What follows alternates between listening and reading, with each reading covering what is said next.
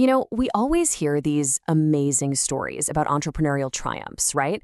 But what if the real secret to massive success isn't found in the wins at all, but in the losses?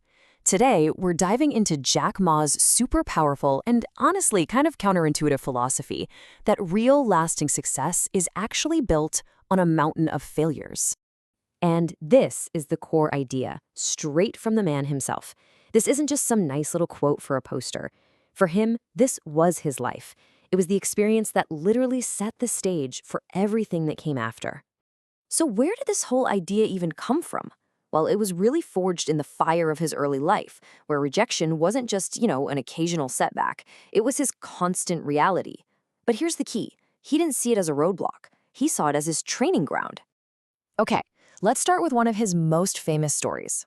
When KFC first opened up in his hometown, a young Jack Ma, full of hope, went to apply for a job. But, of course, he wasn't the only one. There were 24 people in total who applied, all gunning for the same opportunity. So, the company interviews everybody. And get this, out of those 24 people, they hired pretty much all of them. 23 people walked out of there with a new job that day. The math here is just, wow. It's brutal. 24 people apply, 23 get hired. He was the only one left out. Can you imagine how that must have felt? And the thing is, this wasn't just a one-off thing. No, this became a pattern, a relentless one. He applied to be a police officer with 4 other guys. They all got in. He didn't. Then, in what he called one of his most painful rejections, he and his cousin applied for a server job at a hotel. His cousin, who actually had worse grades, got the job. Jack Ma rejected again. So the really crucial part here is how he dealt with all this. Instead of just giving up, he came up with this really powerful metaphor. He said life was like a boxing match. The whole point isn't to avoid getting hit, because you're going to get hit. The point is to learn how to take those punches and just keep standing, fight after fight, until you're the one who finally wins.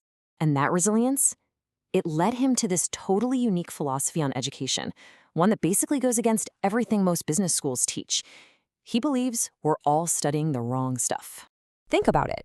Traditional business schools, they fill your head with all these inspiring success stories. But Jack Ma, he says that's not what's most useful. He focuses on failure. And why? Well, because studying success might give you a little inspiration, but studying mistakes, that teaches you how to survive. It builds real, practical problem-solving skills. His logic is actually super simple. If you don't face your mistakes, you're just going to keep making them. But if you really break them down, if you dissect them, you learn how to avoid those same traps. And maybe even more importantly, you learn how to get yourself out of the bad situations that, let's be honest, every single business is going to face. Okay, so this whole mindset, embracing failure, learning from it, that's exactly what let him see opportunity where everyone else just saw a brick wall. And that brings us to the founding of Alibaba. This is like his golden rule for finding a gap in the market. If everyone around you is saying an idea is impossible, that's the best signal you've got. That's a real opportunity. Because if everyone agrees an idea is great, you're probably already too late to the party. The real game changers, they're hidden behind a wall of people saying, that'll never work. So, back in 1999, when Ma gathered his 18 co-founders to pitch this crazy idea of e-commerce in China, this was the first and most logical objection they had. There was no trust, no online payment systems, no way for people to actually pay each other. It really seemed like a total deal breaker. And Ma's response? It was so simple, but so incredibly powerful. He didn't see an obstacle, he just saw a missing piece. His answer was basically, if it doesn't exist, we'll create it. And right there, that was the seed that would grow into Alipay. But the objections just kept coming. Okay, fine. Even if you figure out payments, how are people going to get their stuff? China didn't have a reliable nationwide delivery system for small packages. It was another problem that just seemed impossible to solve. And his answer was exactly the same. No excuses. No waiting around for someone else to fix it. If the infrastructure isn't there, we'll build that too. And this whole philosophy of creating the entire ecosystem, not just the product, that was absolutely revolutionary.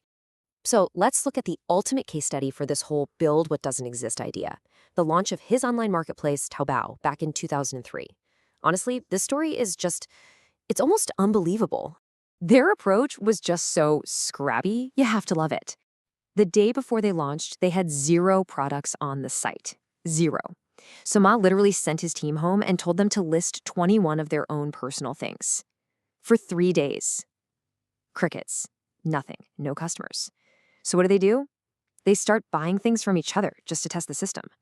And then, when a few new sellers finally started listing items, there were still no buyers. So the Taobao team, they bought everything, every single item. Their office was just filling up with all this random junk, all to prove the system worked and to try and build some momentum.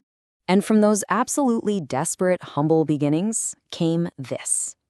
In just 13 years, the platform that started with 21 used items from employees generated over $500 billion in sales. I mean, the scale of that growth is just mind-blowing. But it wasn't even just about the money. Building that impossible ecosystem literally created an entire new economy. It ended up supporting 33 million jobs in China and delivered on average 65 million packages every single day. This incredible journey, as you can imagine, gave Maza a really unique vision for the future, not just for his own company, but for all entrepreneurs everywhere.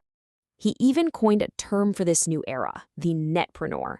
It's not just about being an entrepreneur anymore. It's about using the internet as your #1 tool to operate on a global scale, right from day one. He predicts that in the near future, something like 80 to 90% of all business owners are going to fit this description. And all of that leaves us with one final thought, right? Jack Ma built a global empire by tackling problems that everyone else said were completely impossible. He managed to turn rejection into resilience, and he turned failure into a formula for success. So the question to take away from this isn't really about what he did, but what you can do. What's the challenge in your life or in your work that everyone around you says is impossible? Because according to Jack Ma, that might just be your single greatest opportunity.